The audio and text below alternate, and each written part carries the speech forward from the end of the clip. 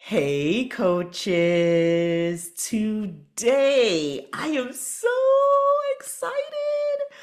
We have a special guest with us, Susana Rinderle.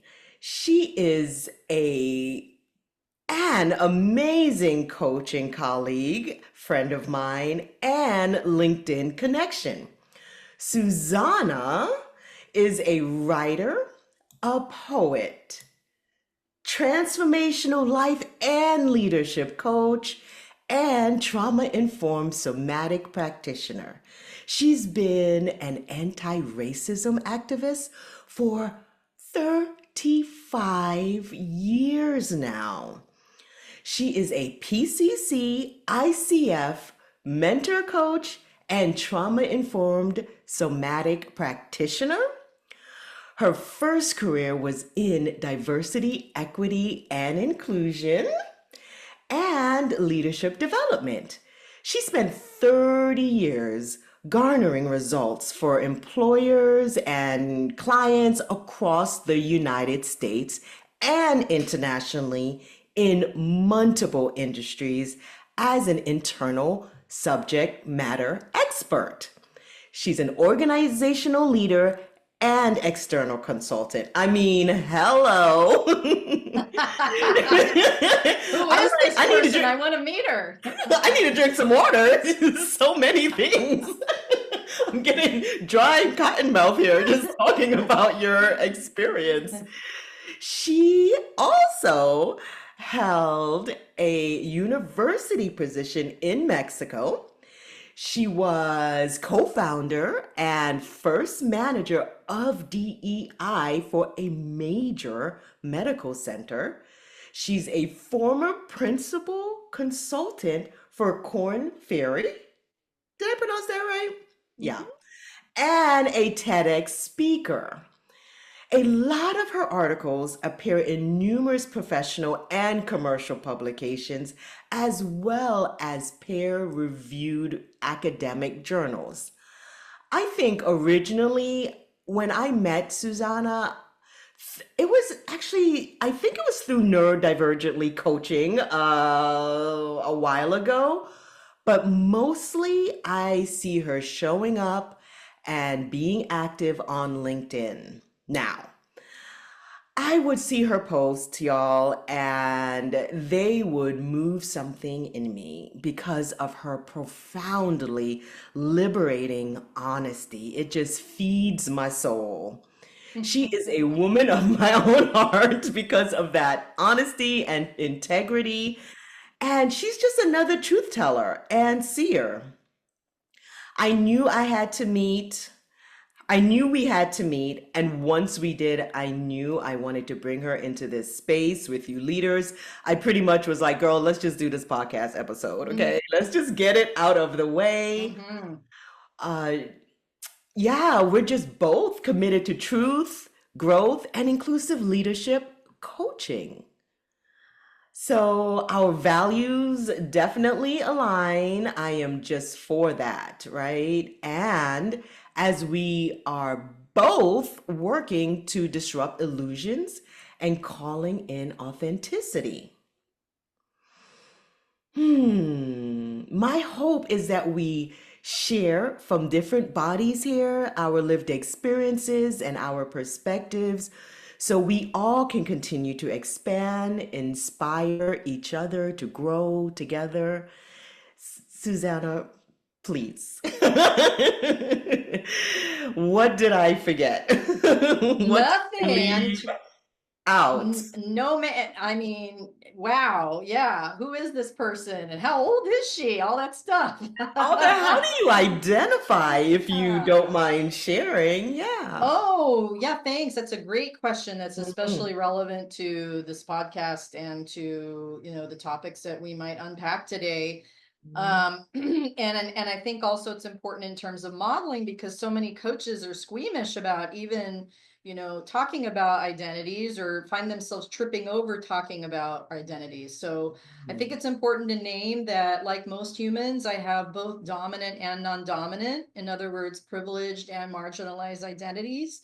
Among my privileged dominant identities, I am white, although I have passed as a person of color for most of my adult life, which may not be apparent to most white people, but there's a lot of layers there. So white, cis het, so I'm cisgender, heterosexual.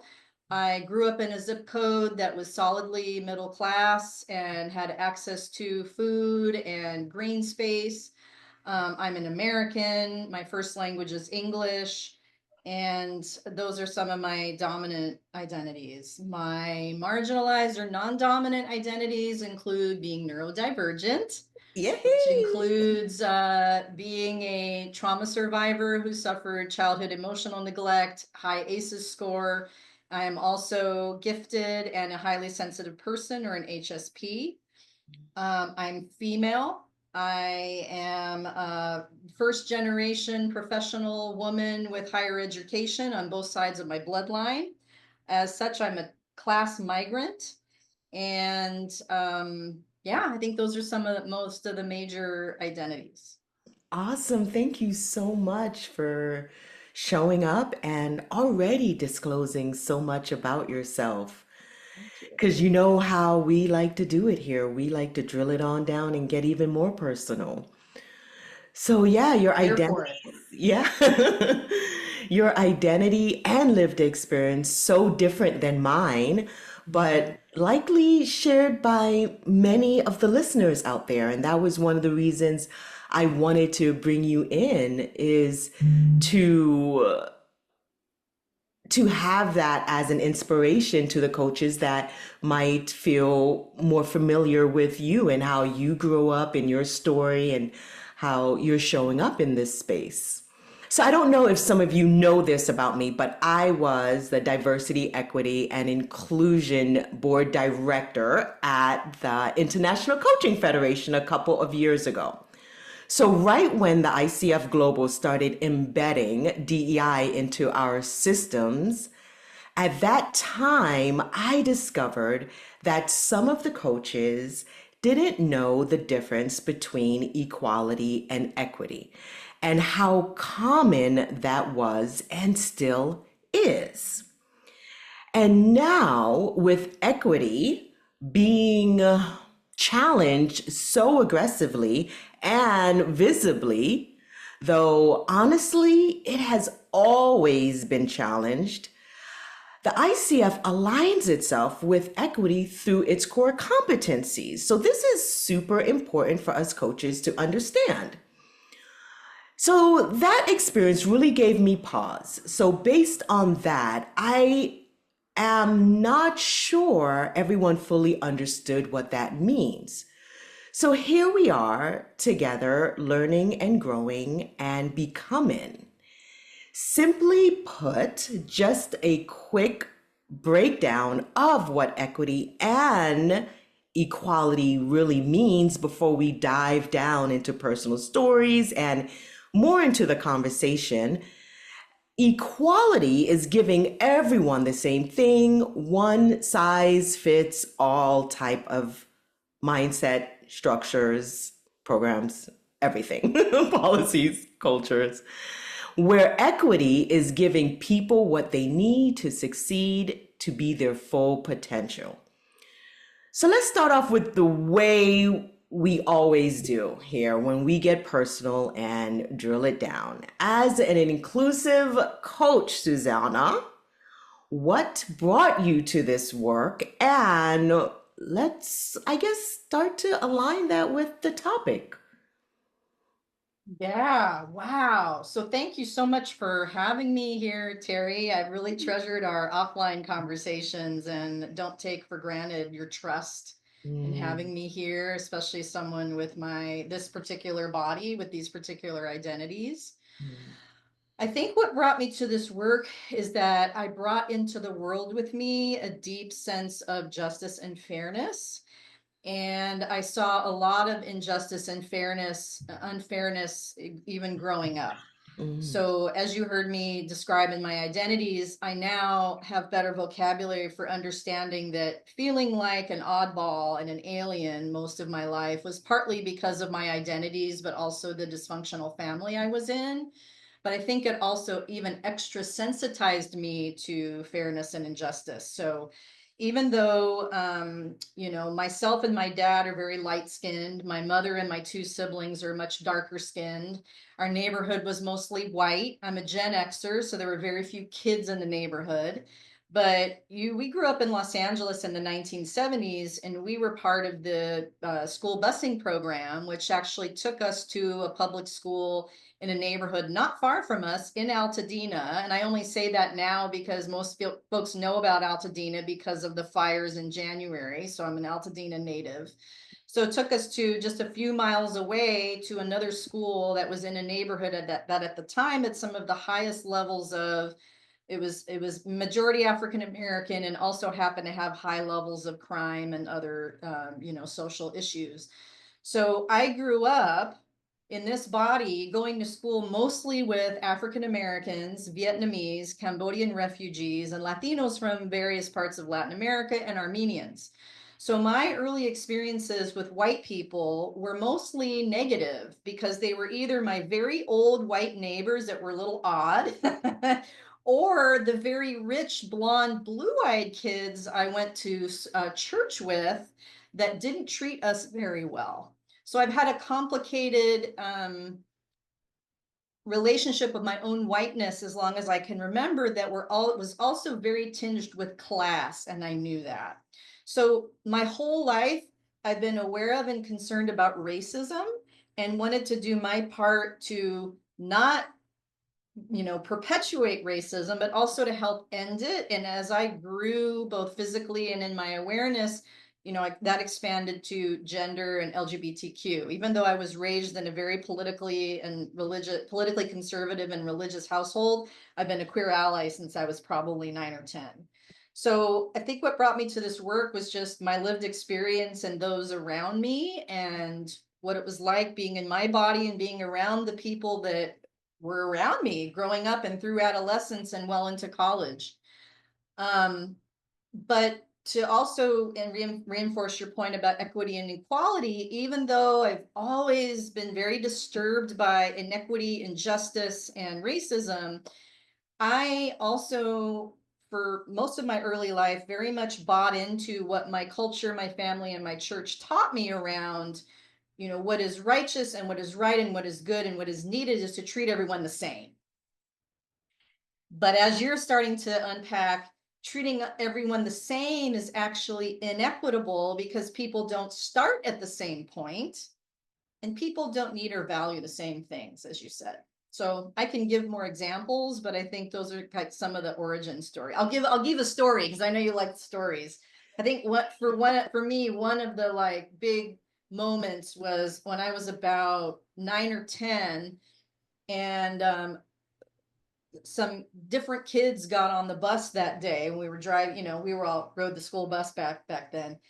And a different family got on. I could clearly see they were Asian, clearly could see that they were very uncomfortable, probably didn't speak any English. And as soon as we got off the bus, the girl, there were about 4 of the kids, they were all boys except this one girl who was about my age. And as soon as we got off the bus, she vomited her breakfast. I guess she was so upset that she vomited, and it was all rice. But the response of most of the kids was to mock and make fun of her. And my response was concern and empathy. And I'm not saying that like, look at me, I'm a good person. I'm telling the story. And then her name was Tongdi Chanla. She was a Cambodian refugee. We ended up being friends and befriended that family. But the reason I'm telling the story is it struck me even as a child how different people's reactions can be to difference and to suffering. And I've seen that play out throughout my life and my career. So it's that kind of experience also in terms of how we can be so humane and compassionate, but also deeply cruel and inhumane, that really got me curious and lit a fire.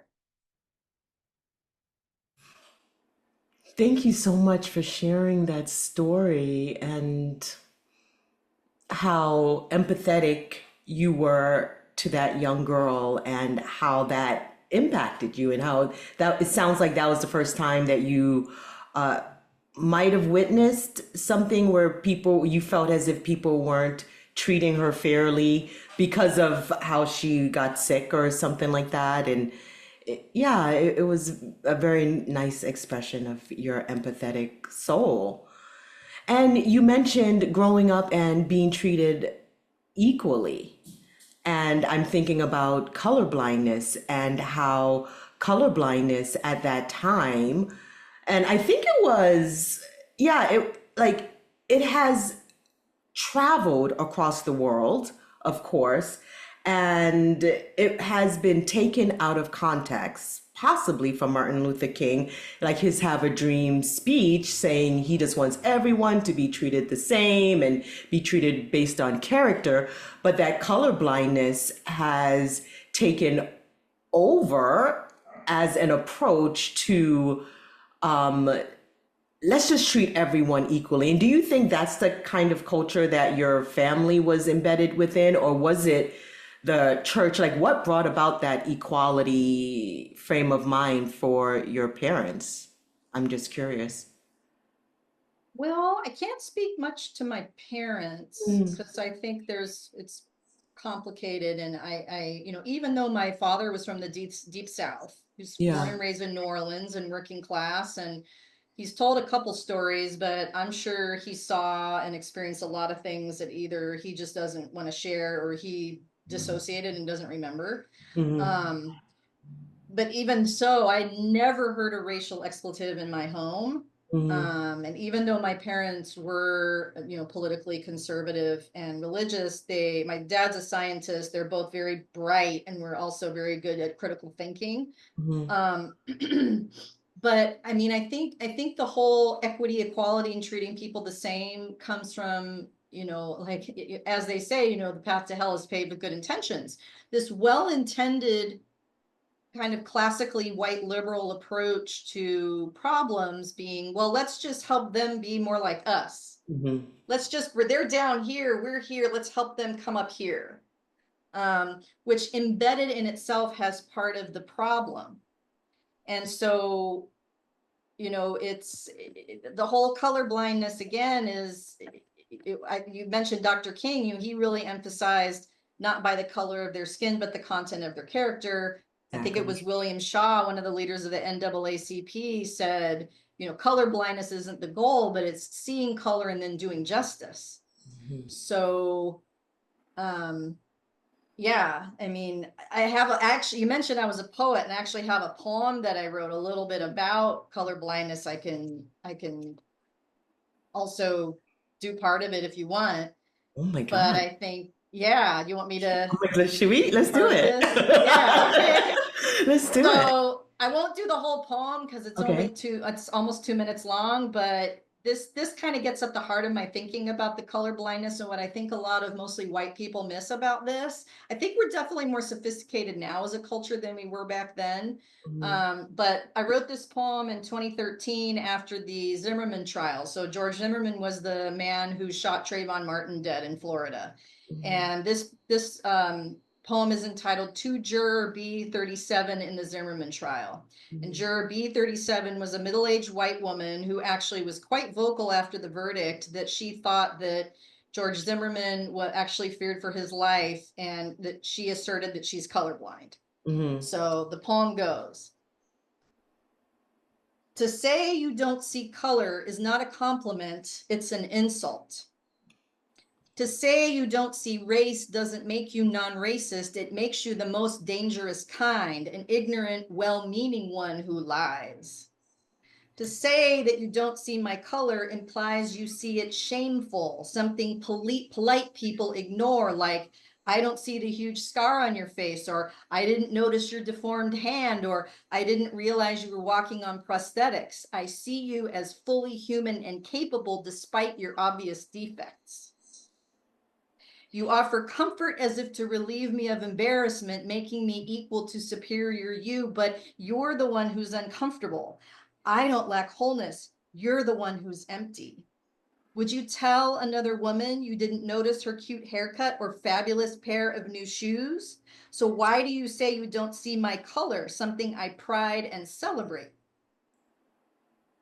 I haven't been asking you not to see my color. I've been asking you to see me and all my black and brown glory. I've been asking you to see all my humanity, which is my color and more. Stop trying to make me feel less by telling me a lie that you don't see color, because if that were true, you wouldn't have to say you don't see color. Yay! Beautifully said. And like that takes me to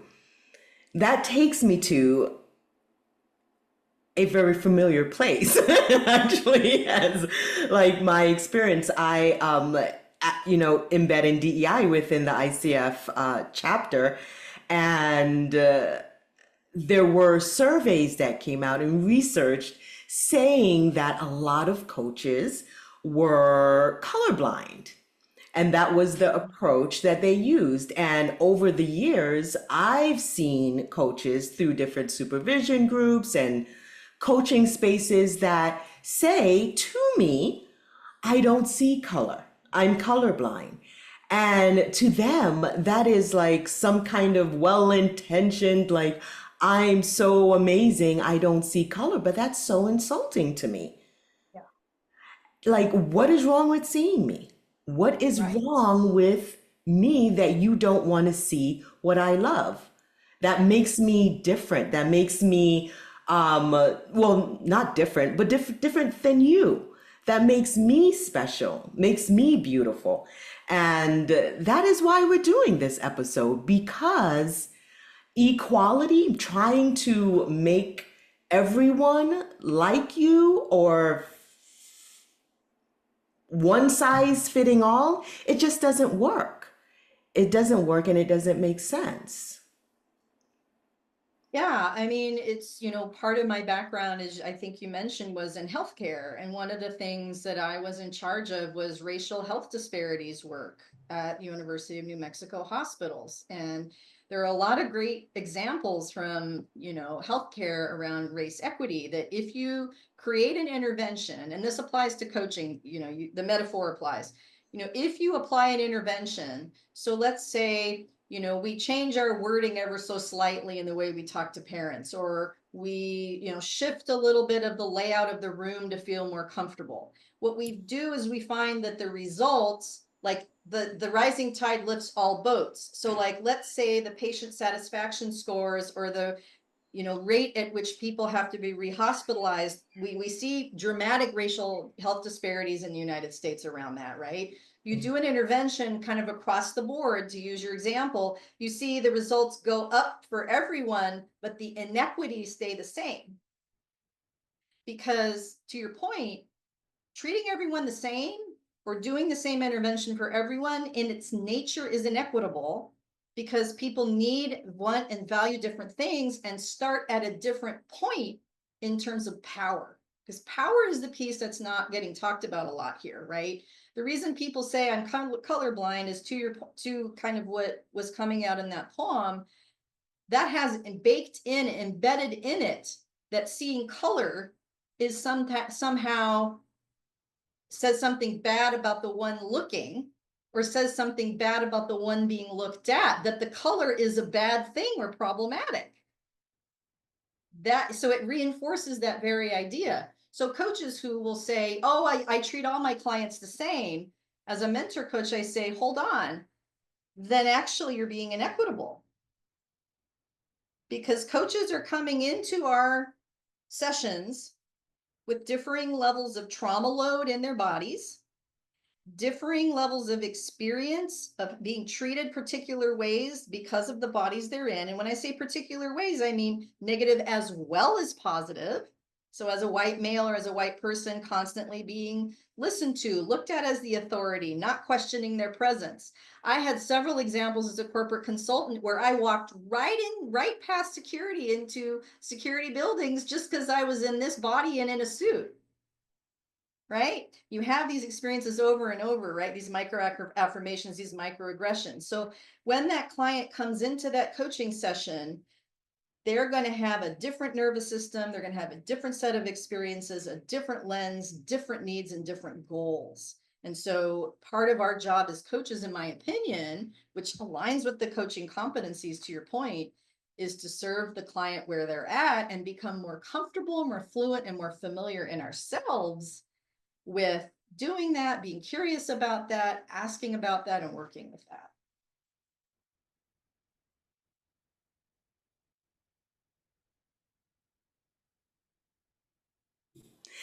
Yes, yes, yes, yes. And having those courageous conversations, if that is what you call courageous. I think in certain families, it's an everyday conversation because it has to be.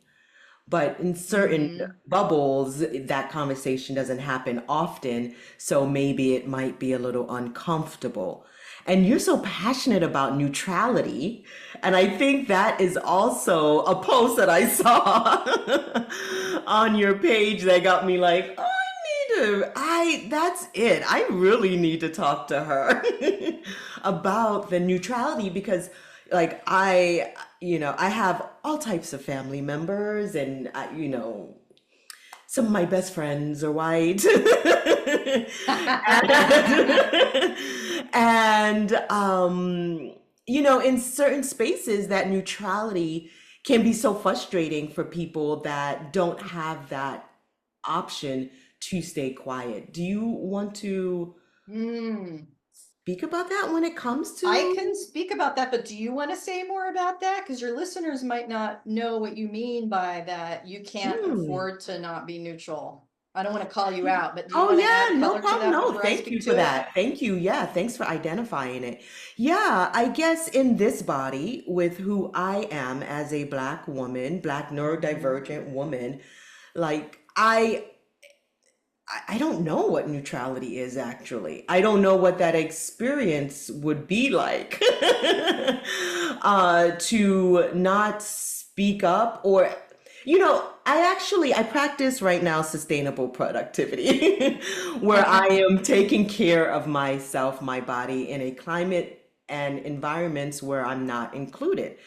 So me not speaking up or not saying anything isn't neutrality. It is more self-care, boundaries, protecting my energy. But I don't know if neutrality exists in my experience because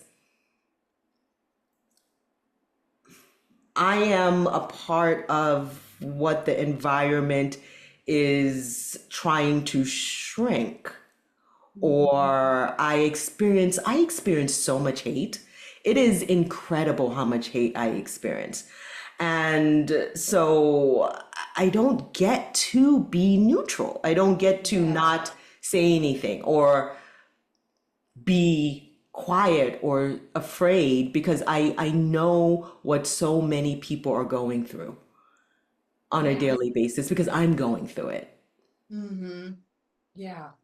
And I know what it is. And a lot of people that might identify like me, they're just internalizing it if they don't understand or have the language to identify it, if that all makes sense. Ooh, yeah. There's so much there. Yeah. So what comes to me, first of all, I really appreciate you didn't use this word, but what I hear you describing through my lens as a trauma-informed somatic practitioner, you're really naming the experience of being in your body and the experience and the consequences for your body. And the idea of neutrality is disembodied. I Mm. can't think of a single element or force in the natural world, because one of my lenses is ecocentric, that is neutral. Neutrality is a myth that's created by patriarchy, by white supremacy. It's something that's created that's completely disembodied. It is disconnected from the experience of being in this body, which we all are having, from being in an ecosystem, from being in a human ecosystem and human culture. I don't have the option, people will say, and I teach university students organizational behavior, and we have a unit on politics and power. And one of the things I tell them is, a lot of people say they're not political. What they're actually responding to is nasty political behaviors, but there is no such thing as a person that is apolitical, because Politics is simply about allocation of resources, including power.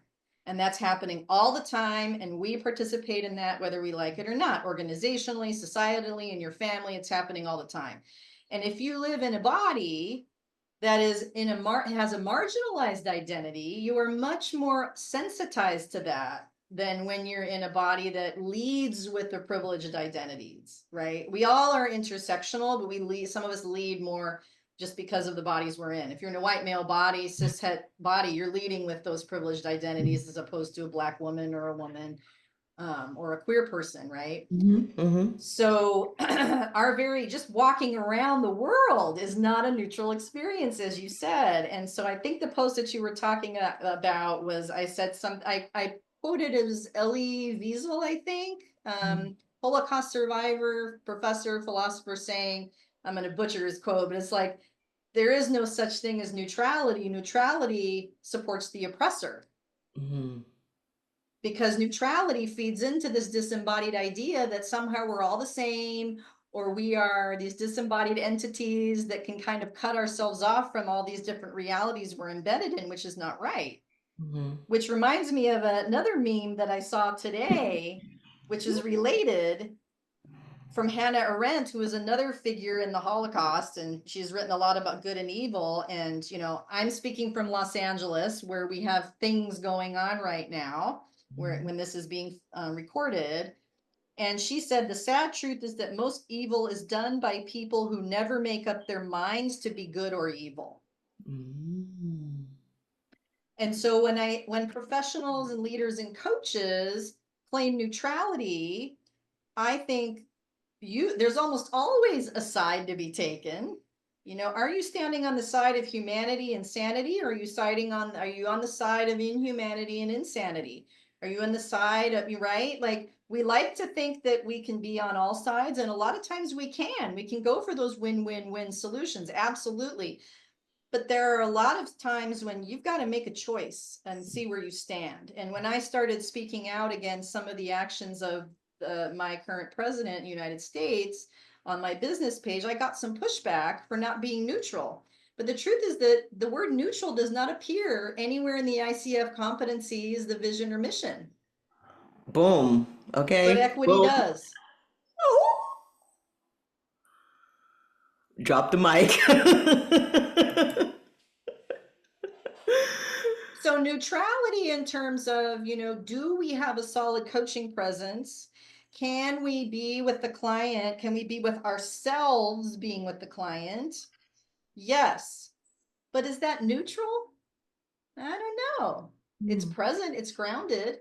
And especially if white coaches are coaching across color lines, if they're coaching a person of color, someone BIPOC, or someone in other marginalized identities like first generation, like queer, like neurodivergent, neutral affect is sometimes very disconnecting for that client.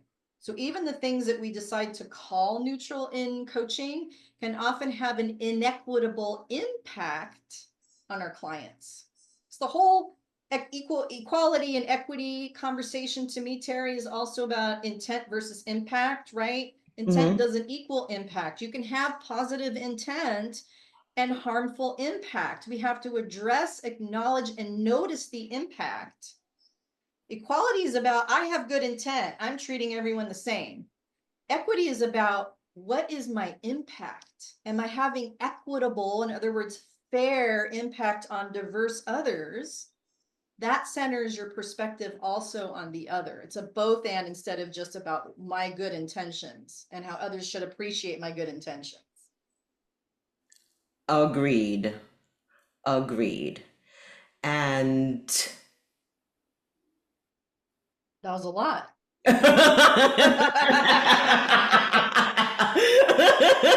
I'm like, where am I gonna go with this? Agreed, all of it. And I love that intention versus impact. A couple episodes ago I had on the intersectionality episode, because a lot of people like to talk about, oh, they know intersectionality, marginalized identities, privileged identities, but they don't talk about intersectionality in relationship. you know, and how that is actually working. It's like, okay, great, you know the definition of intersectionality, but do you know intersectionality in action, in relationship, Yes. and in that partnership of coaching? And I spoke on intention versus impact, right? So you can Mm, have good intentions. Oh, yeah, I get that. But it's all about that intersectional lens that leads you straight to equity. You know, being equitable and saying, okay, so this is how my identity, my privileged identity might have impacted someone else that has under, you know, more marginalized identities than mine, and really looking at it through that lens. can I give you an example? Yeah, please do. So I had an experience. I was an in-house mentor coach for a coach training program that was focused mostly on BIPOC and run by BIPOC. Mhm. And I had a couple ouch experiences with a couple of the mentees. And the feedback that I got was, and these were, I believe these were all African American mentees in these cases, where I asked, and I was asking from a place of complete curiosity, interest, and excitement. Mhm. This happened twice with two different people. The feedback I got was, and as I think back into what actually happened, I think what I said was, what inspired you to go through this program? Okay. And where I was coming from is, this is so great. I'm so glad that you're becoming a coach, you know, and I'm glad you found this organization. What inspired you to make these choices, to commit to coaching and to go through this way? And because it was coming out from this body, the way it was heard was, why would you choose this program as opposed to a better one? It was received in these two cases as a subtle dig or questioning of the person as opposed to enthusiasm. Mhm.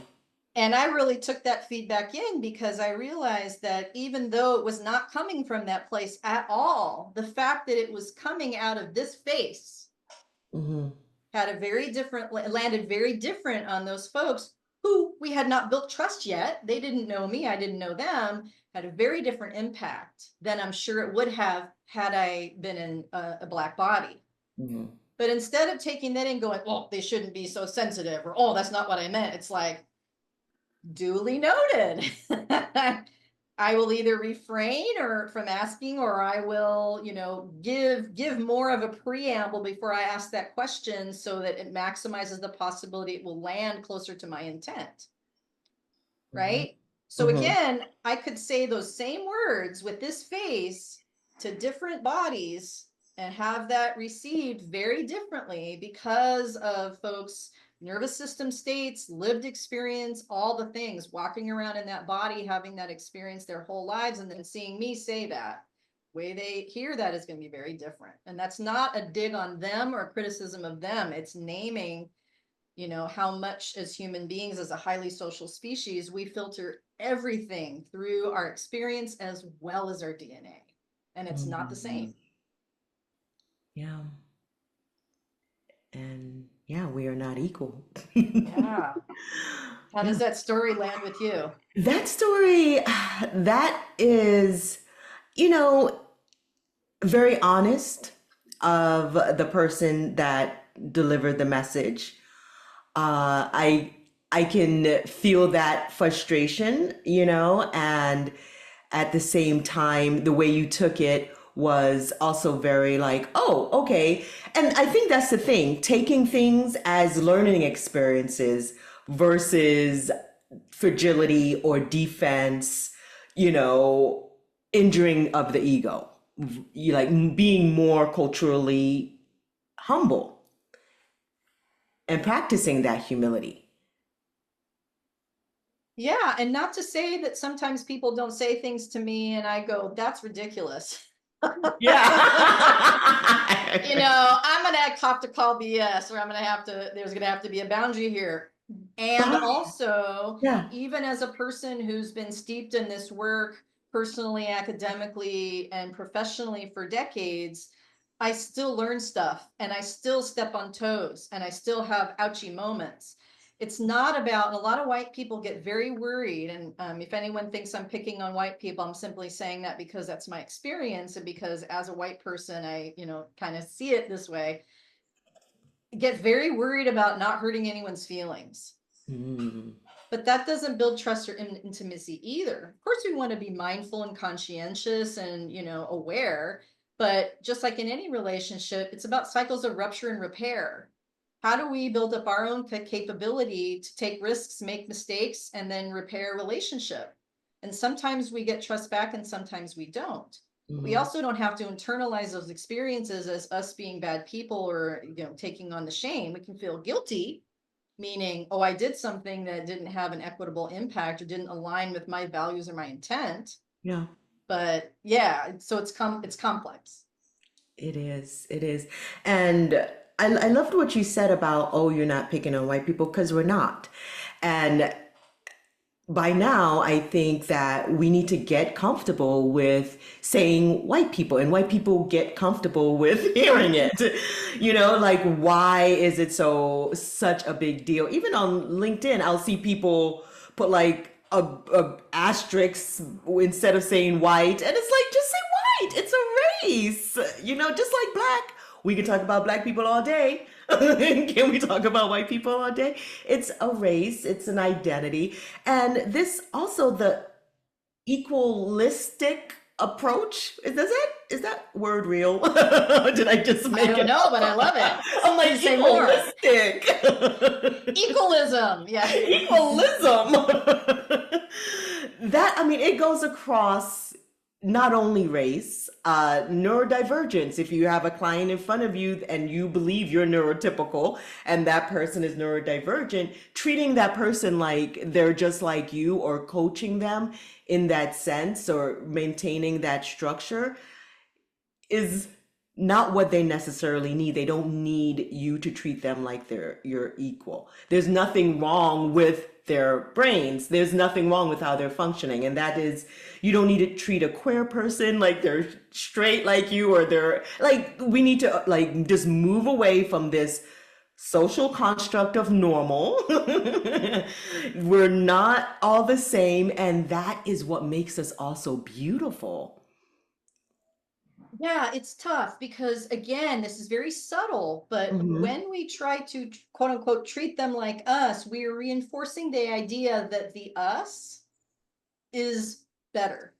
Yeah. Right? Yeah. Now, we can talk about normal when we talk about groups of humans. I mean, just Mhm. scientifically, there are curves, there are tendencies. That's why we can say that here's the trend, here's the normalcy. Like, it is normal for human beings to have 10 fingers, right? Yeah. Yeah. But there's no normal when it comes to the individual, Mm. right? So there's a difference there in terms of group versus individual. Mm-hmm. Um, and to your point, also, Terri, this is a function of power inequities, right? Because these differences, again, are not neutral. Mm-hmm. These differences are assigned disparate value and power. That's the only reason they're an issue, right? Every difference, every human difference, and this is a function kind of evolution and how our brains are wired for a variety of reasons that are no longer as useful as they once were, but I won't bore you with my brain science geekitude or my evolutionary biology. But there's a lot of hardwired reasons why our brains do these, so we can kind of unhook from the shame around the fact that we do this and get curious about how we can disrupt when we see it happening, where whenever we identify a difference, we assign disparate value and power, right? So it's not just that you're black and I'm white, it's that your blackness has meant that you have not had the same access to life and livelihood and liberty as I have for hundreds, if not thousands of years, and still today, right? The fact that someone is neurotypical as opposed to neurodivergent means that neurotypical gets to navigate the world with a world that is made for them that they don't have to think about. It's sort of like right hand, left hand, right? If you have one of my besties is left-handed. Man, that's an education. Like, they have to think about like how to use scissors and how to open doors and where to sit when they are going to eat and et cetera, because the world is designed for right-handers. It's not because someone sat in a boardroom somewhere and was like, let's exclude the lefties. And I don't want to bypass the fact that there are people that very much feel that way when it comes to people of color, women, and queer. We do have people that have that attitude, that nasty negative attitude, but a lot of it is also just the world is oriented towards what the majority are. So if you're neurodivergent in a neurotypical world, the people in the dominant identities, neurotypical, male, cishet, white, etc. Again, numerically, white is not the majority, but power majority. When the world is made for us, we are literally blinded. We are blinded to the advantage and the privilege that we have and the ways that things are set up for us, which is what makes it harder for us to adjust and be equitable because we're not fluent in those differences, because we have been also disadvantaged by this power over paradigm and taught to not have to think about it. So it's got fragility baked in. We're not taught as white people how to what it's like walking around in a body where people fear you or mistrust you all the time or think you're less intelligent all the time. We never had to develop that fluency. We never had to learn to code switch. Women do, queer people do, neurodivergence do. So for me, a lot of my journey as a white person was bridging the gender differences onto, kind of mapping the gender things I experienced onto the racial stuff and go, oh, so the way that I feel and experience in code switch as a woman is how Black folks have to do all the time. Wow. Like, Yeah, it goes hand in hand. It's an it goes identity. hand It's in all, hand. yeah. And that's where I get excited about the intersectionality, because most people are intersectional. Even if you are a white male cis het, maybe you're a class migrant, so Mhm. you can identify with some of the nasty narratives we have around working class or labor, in the Western world, and kind of map that onto some of your privileged identities. Same with neurodivergent. If you're neurodivergent, you have a marginalized identity, and maybe your experience as a neurodivergent can inform the way that maybe you start to show up in your dominant identities around race, gender, or class. Mhm.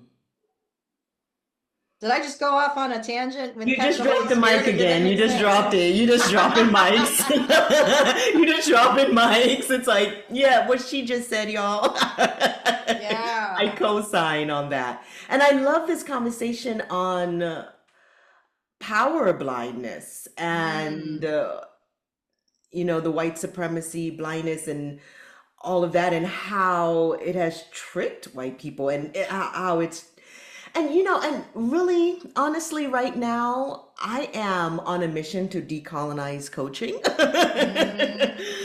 And our bodies are all colonized, and it's Yes.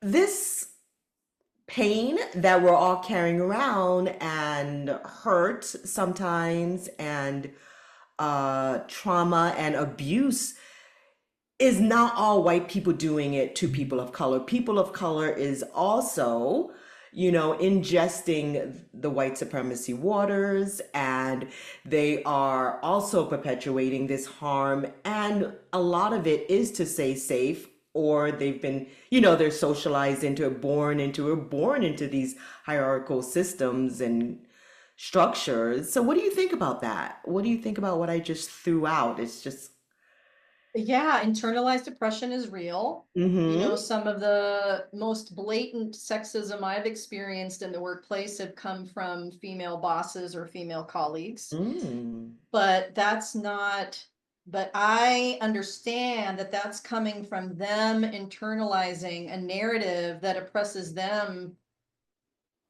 as well as me. Yeah. That doesn't really make sense. It oppresses both of us, but it's not coming from us. It's coming from, to use your point, the waters that are polluted with these paradigms that are away, again, because it's about power.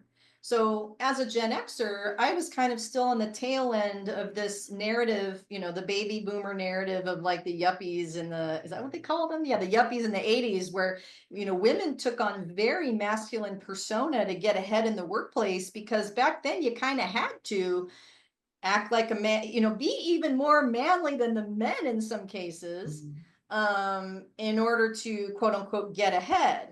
We still have a long way to go, but a lot of that has died down a little bit.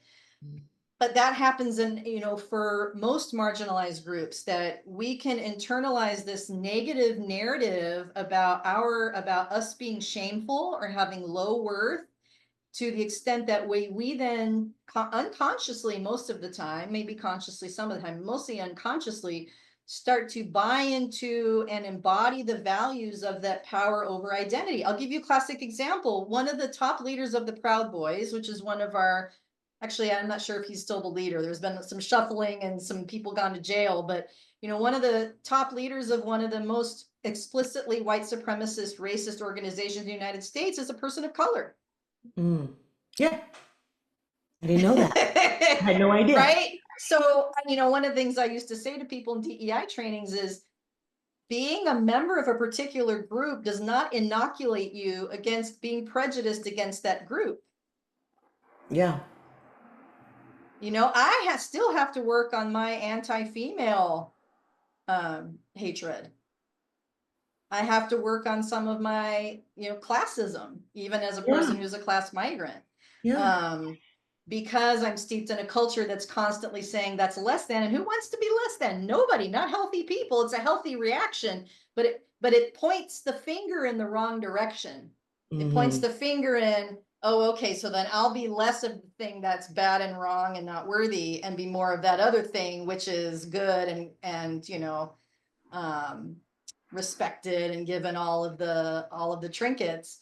But of course, that's kind of a losing battle. Even if you may have external success, your cells know something ain't right. Yeah. So yeah, internalized oppression is real, but like they say, like they say in hip hop, don't get it twisted. The Mhm. enemy is not you. That narrative is coming from outside. That's the soup that we're swimming in. Yeah, Yeah. exactly. I mean, I And was literally tone policed by a black woman the other day. And I was just like, you're tone policing me, sis. We have to have a whole conversation. But yes, yeah, and most of yes. the hate coming towards me, unfortunately, it is from people of color, and Yeah. it's real. It's real. We're all internalizing this oppression, and that's why decolonizing the body is important. You just reminded me, I want to call out again, in case there's any listeners that want to use these examples we're giving as examples of like, see, you're doing it to yourselves. You guys are, Oh, that I think there's a part of my training is an internal family system. So I think a lot about the parts that are at work inside I us and in the world at large. I And I love think IFS. Just to say, sorry to interrupt. Love me some IFS. Okay, go ahead. awesome. IFS is the Mhm. bomb in Yeah, it is. so many ways, and Yeah. especially when it comes to this stuff.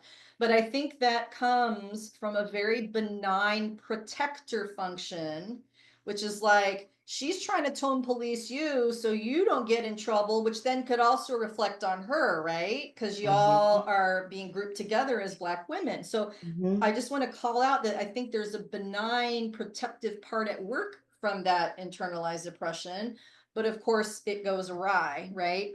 And one of the things that you reminded me of, one of my favorite comedians is Wanda Sykes, who happens Yeah. to be a Black queer woman who is married to a white queer woman, and she has this set that it's the thing that keeps coming, and she does a callback. It's brilliant. She's brilliant. It's brilliant. But she's like, the line is, "Don't do that. White people are looking at you." Like, that's the whole line. And I think that's so profound, because she does it in a humorous way, using examples from childhood and on up to adulthood. But that's what it boils down to. It's like, girl, you got to be quiet, or don't be so angry, or don't be, because white people are looking at you, or men are looking at you. Like, don't be too sexy, don't be too loud, neurodivergent person, don't be too weird, neurotypy, neuronormies are looking at you. So it's like, as a highly social species, unlike a lot of other species on the planet, we have to constantly face and manage relationships because ultimately we depend on each other in community and in relationship. So there's a lot of dynamics to how we negotiate and navigate that. Agreed. What she just said, y'all. Are you listening? You asked me what I thought, and there it is. So let's keep drilling it on down. Core competencies or like tools, takeaway. Like, what do you think? Like when it comes to core competencies, equity is actually in there. Equity is a Equity's in part there. of the core competencies. Yes. And I don't remember which ones, honestly. Maintaining It's in the code of ethics. I think it's in, I actually looked not long ago, so don't quote me, but it's in maybe one competency, but also in the core, in the code of ethics, the new one that just came out, and then in the vision, I think. So it's in a few different places. Okay. Yeah. So, coaches, what we're talking about is very relevant Yeah. and up to date with what we need to know. So, what are some tools, takeaways, tricks that we love leaving them with? I don't know, something that they can do, or how can they be more equitable within their coaching practices or their organizations, their community, whatever, because it is a way of being, is Yeah. to, yeah, support Yeah. differences. Yeah. Thanks for that invitation, Terry. I think What I'd do you say think? two things. Um, the first thing is, as a mentor coach, and even in my own practice, and I love being a mentor coach because it constantly reminds me also of these different intentions and benchmarks that our main professional organization has set out. I really hammer home that even though it's competency number 4, to me, trust and safety is number 1. If I, we do not have trust and safety with the client, if we do not have trust and safety with ourselves, mm, mm, right? Can I get an amen mm, from the choir? mm. Like, You're we getting the don't have mm. it, we Mm, are wired to pick up on that even across Zoom. Like if we don't have trust and safety with ourselves, it's difficult to build trust and safety with the client. So that's not meant to make anyone listening freak out and go, oh my God, I don't trust me. It's a work in progress. We're just at different places in that, and wherever you are is fine. Just keep moving, keep mm, moving forward. But that trust and safety is key, followed by competencies 2 and 5, which are coaching mindset and coaching presence. I'll mm, tell you what I tell my mentees, and I have seen this over and over, that a coach, and when I say a coach, I mean my mentees, but also the people I supervise as well as myself. mm, If a coach has created solid trust and safety with their client and themselves, they are in a coaching mindset and have deep, solid coaching presence, they can quote unquote mess up all the other skills and competencies, and that client will still walk away changed in a positive way and with value. That's mm. not to say the other competencies and skills aren't important, they are. But I have seen that if those are there, there's always something important and valuable that occurs in a session. And if those things aren't there, you can do all the other stuff, but it's not nearly as potent or as transformational. So that's the first thing I would say. I have a second thing to say, but do you have anything you want to insert before I keep Yeah, going? I Okay. do. And and it builds retention. Yes, ma'am. You want to keep a client, have them feel safe and trust you. Right. Yeah, it just Right. gets deeper and more vulnerable and raw and beautiful experience. Yes, and to your words Deepens about the relationship. retention, I think we want to be careful not to, and I'm not saying you're saying this, but Yeah. we want to bring coaching engagements to the end when they are finished, when Yes. they've gotten as far as they can with us, or their presenting agenda is at completion. But I can also say that there's also a belief sometimes in coaching that if you go longer than a particular period of time, it's no longer effective, which I don't find to be true. I have a client I've worked with now for almost 4 years, and this client just had a major breakthrough. He'd had little ones throughout, but is having a major one now because it's taken that long for the trust to really settle in his system. So just an amen to what you said. Yes, and I too am, I feel like you, because I loved how you have a therapeutic life and leadership coach. I'm also very therapeutic in that sense with my coaching. And I totally agree with that. Retention is people not having one or two or three sessions and disappearing on you. Like it is a Yeah. partnership. Like for Yeah. instance, an equitable oh, you know what? You have a second one. You go ahead and do your second one. I was actually going to give an example of equity that I had, but no, you go ahead and finish your You second point. sure? Yes, yes, yes. Okay. Well, the second thing I would offer folks in terms of practicality or takeaway, and this is not my intention here is also not look at me, but I just articulated some in an article I wrote for Choice Magazine, the magazine of professional coaching last fall, called Six Keys for Coaching Across Color Lines. And even if you're not coaching across color lines, and when I say that, I'm really talking about white coaches coaching BIPOC, because that's more of what we see in coaching given the demographics of professional coaches. I think that these keys are also relevant for equity. And just you can read the article, but in short, the first key is do your personal work. Second is gain fluency in the language, concepts, and history of race and power. The third is become trauma informed. The fourth is show emotions, which actually goes against some of those beliefs about neutrality that we touched on earlier. And Five is professionalism. And professionalism, professionalism, which is right? also not a neutral concept at all. What is that? What do you Conformity. mean? What's professional? Your hair is unprofessional, Terri. Yeah, exactly. Right? Oh. This is unprofessional to have a facial piercing. Believe the client and validate their reality, which is number 5. So to your point earlier about the experiences that you have walking around in your body are very different from the experiences I have. And because I've never experienced or seen that doesn't mean it's not 100% real and happening. Mhm. But then as a counterpoint, number 6, invite the client to check the data. So also inviting the client into some exploration around how much of their experience is reality, how much of it is a trauma response or a stress response, how much of it is both, how much of it is ambiguity that we don't really know. So engaging in sort of this more deeper self-awareness, and I realize that some of your listeners might be listening to my list going, oh my God, like any one of those keys, I need to invest years and thousands of dollars in. No, No, there are no. small ways that you can make a little bit of progress and take on one key at a time. I listed them in order. We got to do our personal work number 1. I see a real need for that in coaching, honestly. A lot of us have done our personal work. A lot of us have not done sufficient personal work, which gets in the way of us creating trust and safety with ourselves and our client, coaching mindset, and coaching presence. That's what I find.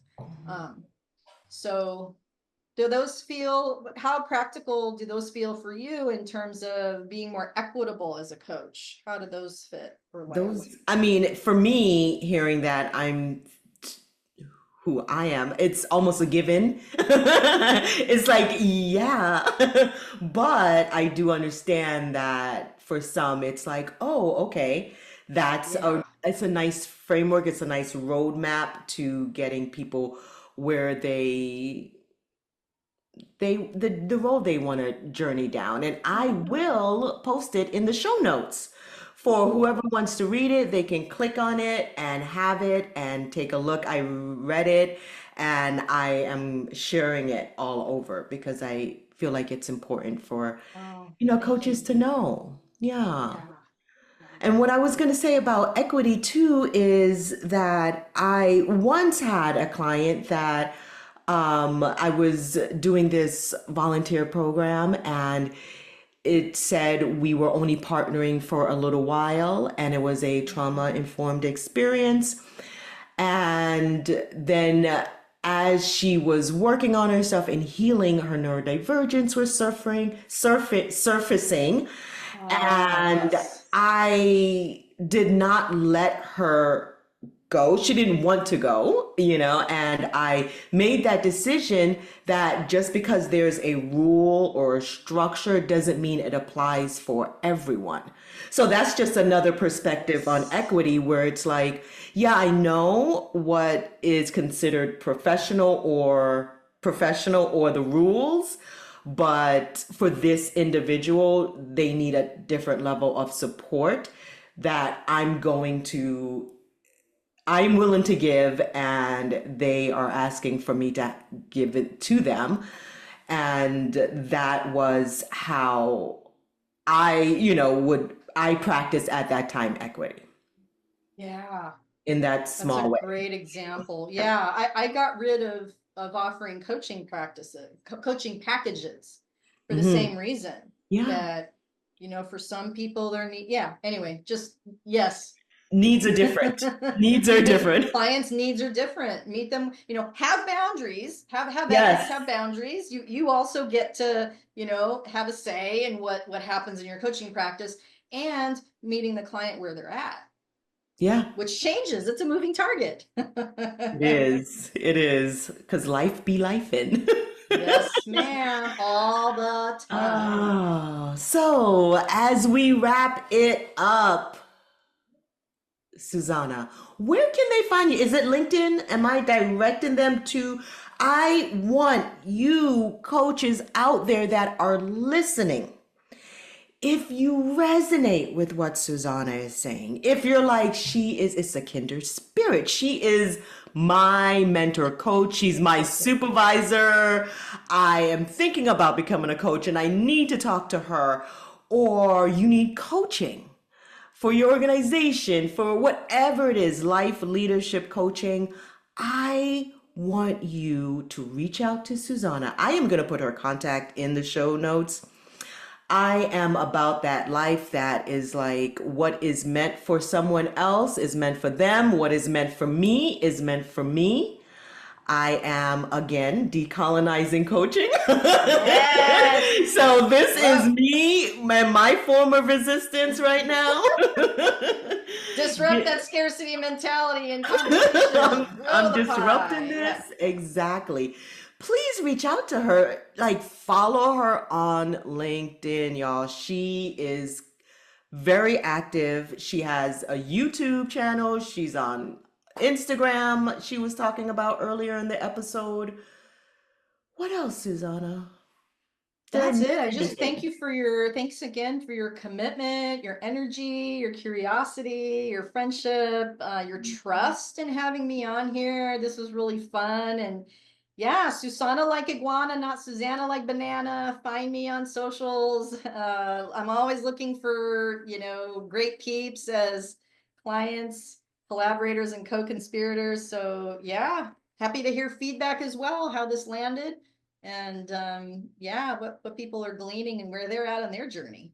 Exactly, Yeah. exactly. Contact her and contact me. And Mhm. listen, do me a favor. If you loved this episode, leave a 5-star rating and a Woohoo. positive review. Let me know that Susanna, like iguana, was the ticket. So we have drilled it on down today, and I know we are clear now on the difference between equality and equity. And we understand how essential it is in coaching. Please, coaches, just remember that inclusion does not start when you're sitting in front of your client. It is a way of being, it is a way of relating and seeing. Mhm. I guess that's it. Subscribe, like, bye. Bye. Oh, yeah. Woo, woo, Ah, woo.